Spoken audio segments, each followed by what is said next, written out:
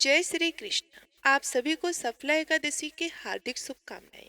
आज के वीडियो में आप सभी लोग रसपान करेंगे सफला एकादशी की व्रत कथा और एकादशी माता की आरती। आइए सबसे पहले रसपान करते हैं सफला एकादशी की व्रत कथा। एक बार अर्जुन ने प्रसन्न होते हुए भगवान श्री कृष्ण जी से कहा कि हे नयन, आपके दर्शन करके मैं धन्य हो गया।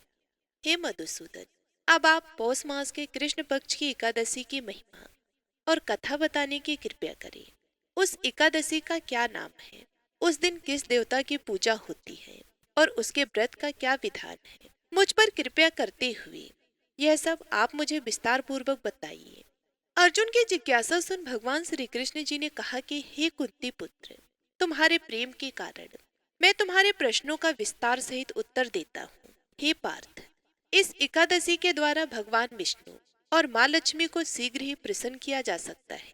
पौष मास के कृष्ण पक्ष की एकादशी का नाम सफला है। इस एकादशी के आराध्य देव भगवान श्री नारायण। हे कुंती पुत्र, अब तुम सफला एकादशी की कथा ध्यान पूर्वक सुनो। प्राचीन समय में चंपावती नगरी में महिष्मान नामक एक राजा राज्य करता था। उसके 4 पुत्र थे। उसका सबसे बड़ा लुंक नाम का एक पुत्र महापापी और दुष्ट था। वह हमेशा पर स्त्री गमन में अपने पिता का धन नष्ट किया करता था। देवता, ब्राह्मण, वैष्णव आदि सुपात्रों की निंदा करके वह अति प्रसन्न होता था। सारी प्रजा उसके कुकर्म से बहुत दुखी थी, परंतु युवराज होने के कारण सब चुपचाप उसके अत्याचारों को सहन करने को विवश थी और किसी में भी इतना साहस नहीं था कि कोई राजा से उसकी शिकायत करता। परंतु बुराई अधिक समय तक पर्दे में नहीं रहती। एक दिन राजा महिष्मान को लुंक के कुकर्म का पता चल ही गया। तब राजा अत्यधिक क्रोधित हुआ और उसने लुंक को अपने राज्य से निकाल दिया। पिता द्वारा त्यागा लुंक को और सभी ने भी त्याग दिया। अब वह सोचने लगा कि अब मैं क्या करूं, कहाँ जाऊं। अंत में उसने रात्रि को पिता के राज्य में चोरी करने की ठानी। वह दिन में राज्य से बाहर रहने लगा और रात्रि को अपने पिता की नगरी में जाकर चोरी तथा अन्य बुरे कर्म करने लगा। रात में वह जाकर नगर के निवासियों को मारता तथा कष्ट देता। वन में वह निर्दोष पशु पक्षियों को मारकर उनका भक्षण किया करता था। किसी किसी रात जब वह नगर में चोरी आदि करते पकड़ा भी जाता तो राजा के डर से पहरेदार उसे छोड़ देते थे। कहते हैं कि कभी कभी अनजाने में भी प्राणी ईश्वर की कृपा का पात्र बन जाता है। ऐसा ही कुछ लुंक के साथ भी हुआ। जिस वन में वह रहता था वह वन भगवान को भी बहुत प्रिय था। उस वन में एक प्राचीन पीपल का वृक्ष था तथा उस वन को सभी लोग देवताओं का क्रीड़ा स्थल मानते थे। वन में उसी पीपल के वृक्ष के नीचे महापापी लुंक भी रहता था। कुछ दिन बाद पौष मास के कृष्ण पक्ष के 10वीं तिथि के दिन वस्त्रहीन होने के कारण लुंक तेज ठंड से मूर्छित हो गया। ठंड के कारण वह रात को सो ना सका और उसके हाथ पैर अकड़ गए। वह रात बड़ी कठिन से बीती, किंतु सूर्य के उदय होने पर भी उसकी मूर्छा नहीं टूटी। वह ज्यों का त्यों पड़ा रहा। सफला एकादशी के दोपहर तक वह पापी मूर्छित ही पड़ा रहा। जब सूर्य के तपने से उसे कुछ गर्मी मिली, तब दोपहर में कहीं उसे होश आया और वह अपने स्थान से उठकर किसी प्रकार चलते हुए वन में भोजन की खोज में फिरने लगा। उस दिन वह शिकार करने में असमर्थ था, इसलिए पृथ्वी पर गिरे हुए फलों को लेकर पीपल के वृक्ष के नीचे गया। तब तक भगवान सूर्य अस्त हो चुके थे। भूखा होने के बाद भी वह उन फलों को ना खा सका, क्योंकि कहाँ तो वह नित्य जीवों को मारकर उनका मांस खाता था और कहाँ फल। उसे फल खाना तनिक भी अच्छा नहीं लगा। अतः उसने उन फलों को पीपल के जड़ के पास रख दिया और दुखी होकर बोला कि हे ईश्वर, यह फल आपको ही अर्पण है। इन फलों से आप ही तृप्त हो जाओ। ऐसा कहकर वह रोने लगा और रात को उसे नींद नहीं आई। वह सारी रात रोता रहा। इस प्रकार उस पापी से अनजाने में ही एकादशी का उपवास हो गया। उस महापाप के इस उपवास तथा रात्रि जागरण से भगवान श्री हरि अत्यंत प्रसन्न हुए और उसके सभी पाप नष्ट हो गए। सुबह होते ही एक दिव्य रथ अनेक सुंदर वस्तुओं से सजा हुआ आया और उसके सामने खड़ा हो गया। उस समय आकाशवाणी हुई कि हे युवराज, भगवान नारायण के प्रभाव से तेरे सभी पाप नष्ट हो गए। अब तो अपने पिता के पास जाकर राज्य प्राप्त कर। जब यह आकाशवाणी लुंक ने सुनी तो वह अत्यंत प्रसन्न होते हुए बोला कि हे प्रभु, आपकी जय हो। ऐसा कहकर उसने सुंदर वस्त्र धारण किए और फिर अपने पिता के पास गया।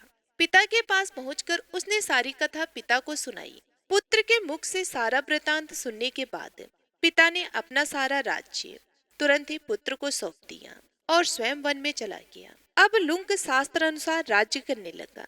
उसके स्त्री पुत्र आदि भी श्री विष्णु जी के परम भक्त बन गए।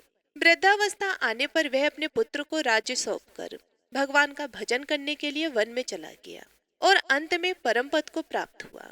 हे पार्थ, जो मनुष्य श्रद्धा व भक्ति पूर्वक इस सफला एकादशी का उपवास करता है, उसके सभी पाप नष्ट हो जाते हैं और अंत में मुक्ति प्राप्त होती है। हे अर्जुन, जो मनुष्य इस सफला एकादशी के महात्म्य को नहीं सुनते, उन्हें पूंछ और सिंहों से विहीन पशु ही समझना चाहिए। सफला एकादशी के महात्म्य को पढ़ने प्राणी को राज सुयज्ञ के समान फल प्राप्त होता है। यदि कोई मनुष्य अज्ञानवश भी प्रभु का स्मरण करे तो उसे पूर्ण फल की प्राप्ति होती है। यदि मनुष्य निश्चल भाव से अपने पापों की क्षमा मांगे तो भगवान उसके बड़े से बड़े पापों को भी क्षमा कर देते हैं। लुंक जैसा महापापी भी भगवान श्री हरि की कृपा से वैकुंठ को प्राप्त करते हैं। हे अर्जुन, जिस तरह नागों में शेष, नाग पक्षियों में गरुड़, ग्रहों में सूर्य चंद्र, यज्ञों में अश्वमेघ और देवताओं में भगवान विष्णु श्रेष्ठ है, उसी प्रकार व्रतों में एकादशी व्रत श्रेष्ठ है। हे अर्जुन, एकादशी का व्रत करने वाले व्यक्ति भगवान श्री हरि को अति प्रिय। इस एकादशी में नींबू, नारियल, नैवेद्य आदि अर्पण करके भगवान नारायण की पूजा करनी चाहिए। मनुष्य को 5 सहस्त्र वर्ष तपस्या करने से जिस पुण्य का फल प्राप्त होता है, वही पुण्य श्रद्धा पूर्वक रात्रि जागरण सहित सफला एकादशी का उपवास करने से मिलता है। इस एकादशी के दिन रात्रि में जागरण करके पृथ्वी पर ही भगवान विष्णु की प्रतिमा के समीप ही शयन करना चाहिए। सफला एकादशी के दिन तुलसी का पौधा अवश्य लगाना चाहिए। आज के दिन तुलसी का पत्ता डालकर भगवान लक्ष्मी नारायण जी को खीर का भोग अवश्य लगाना चाहिए। इस एकादशी के दिन केले के पेड़ का पूजन करें तथा गाय बछड़ी की पूजा अवश्य करें।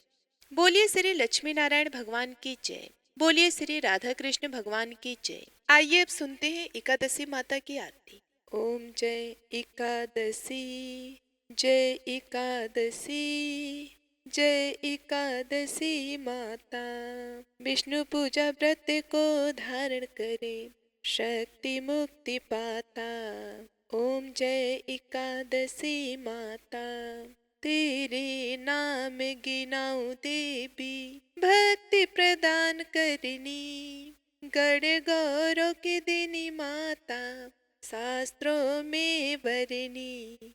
ओम जय एकादशी माता, मार्गशीर्ष के कृष्ण पक्ष की उत्पन्ना, विश्व तारिणी जनमी। शुक्ल पक्ष में हुई मोक्षदा, मुक्तिदाता बन आई। ओम जय एकादशी माता, पौष के कृष्ण पक्ष की सफला नामक है। शुक्ल पक्ष में होए पुत्र दाम, आनंद अधिक रहे। ओम जय एकादशी माता, नाम षष्ठी तिला माघ मास में कृष्ण पक्ष आवे। शुक्ल पक्ष में जया कहावे, विजय सदा पावे। ओम जय एकादशी माता, विजया फागुन कृष्ण पक्ष में शुक्ला आमल की। पाप मोचनी कृष्ण पक्ष में चैत्र महाबल की। ओम जय एकादशी माता, चैत्र शुक्ल में नाम कामदाम, धन देने वाली। नाम वरुधन कृष्ण पक्ष में वैशाख माहवाली। ओम जय एकादशी माता, शुक्ल पक्ष में होए मोहिनी। अपरा ज्येष्ठ कृष्ण पक्षी, नाम निर्जला सब सुख करनी। शुक्ल पक्ष रखी।